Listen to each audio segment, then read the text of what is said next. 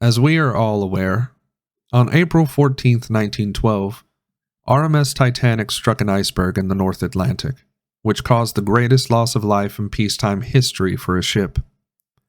After the accident and over the subsequent decades, many theories have popped up that try and put forward a way for Titanic to survive her deadly encounter. One of the most famous and often misunderstood is that Titanic should have collided with the iceberg head-on without altering her course. This would have allowed for some damage in the bow, but it would have been stopped by her collision bulkhead. The ship would survive, although heavily damaged, and after being towed to New York or back to Belfast, the passengers would be allowed to disembark. The ship would be repaired, and Titanic would be free to sail off into the sunset once again. But the main problem with this theory, apart from the physics, is the misunderstanding when it comes to collision bulkheads. These bulkheads are found on passenger vessels, and they are meant to withstand a collision with another vessel, not a hulking mass that is several times that of the Titanic. When a collision between two ships occurs, there's going to be energy absorption by both parties. Each one is going to have a little give and have a little take. This allows for the dissipation of energy.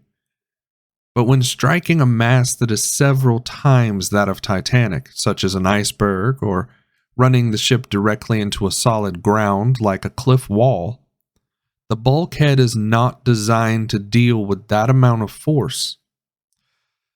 It'd be better if you think of collision bulkheads as the crumple zones on modern-day automobiles.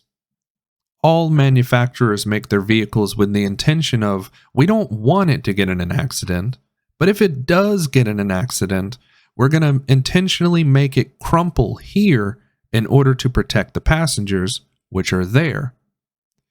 This is sort of a similar purpose to a collision bulkhead. It's intended to absorb the force of impact with another ship and protect the occupants. But even modern engineering and crumple zone design has a limit. If you drive a vehicle into an object with enough mass and force, it doesn't matter how well the crumple zone is designed, you're going to risk catastrophic failure. If Titanic had hit the iceberg head-on and at full steam, the iceberg would absorb a small fraction of the collision. This would result in a few cracks, maybe some fissures. They wouldn't puncture very deep into the berg, and possibly the calving off of smaller chunks down onto the deck of Titanic herself. But the rest of all of that energy from the impact would have to be absorbed by Titanic.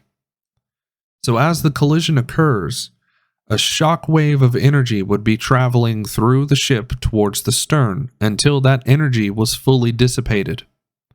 In an episode on the now defunct Titanic channel, historian Park Stevenson commented on this shockwave, saying that it would exceed the strength of Titanic's steel by several times, meaning that as this shockwave moved backward through the ship, it would not only break portholes, but it would be rupturing seam lines between the walls and the floor.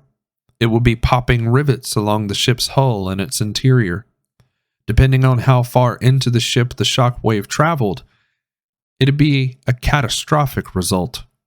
If the shockwave managed to travel any farther than the fourth compartment, the ship would automatically begin flooding.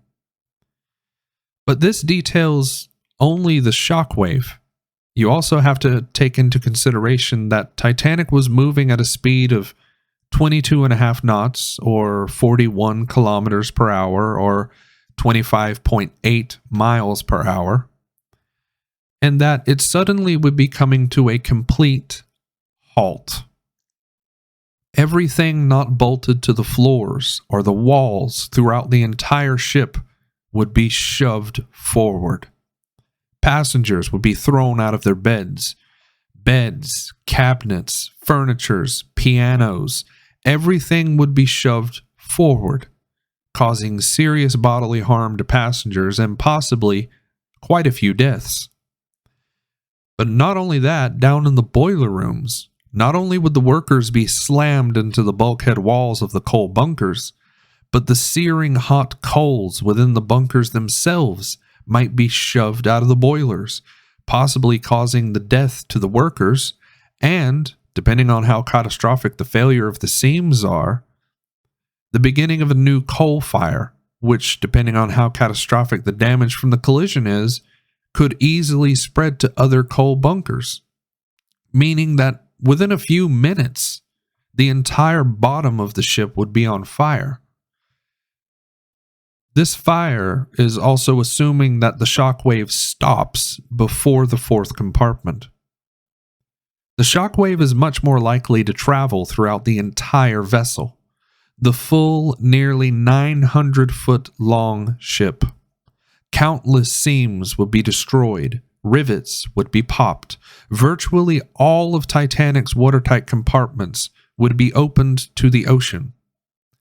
Within a few minutes, not nearly 3 hours, Titanic would be a pile of cluttered scrap metal on the ocean floor. With only a few minutes to launch the boats, it's very likely that the only survivors of Titanic would be the ones who managed to get out and froze to death, and their bodies were picked up later by passing vessels. I want to thank all my YouTube channel members for helping me keep the channel going, and all of you for watching, commenting, subscribing. If you would like to become a channel member and help me out, you get access to exclusive perks like wallpapers and behind the scenes videos before anyone gets to see them on the main channel. You can do so by clicking the blue button next to the subscribe button. I also have a Pond5 account, which should be linked in the video description. You'll be able to license footage that I make and use it in your own projects, and also a selection of music that is for the upcoming real-time film. I'm still working on the real-time film. As of right now, it's about 60% of the way done.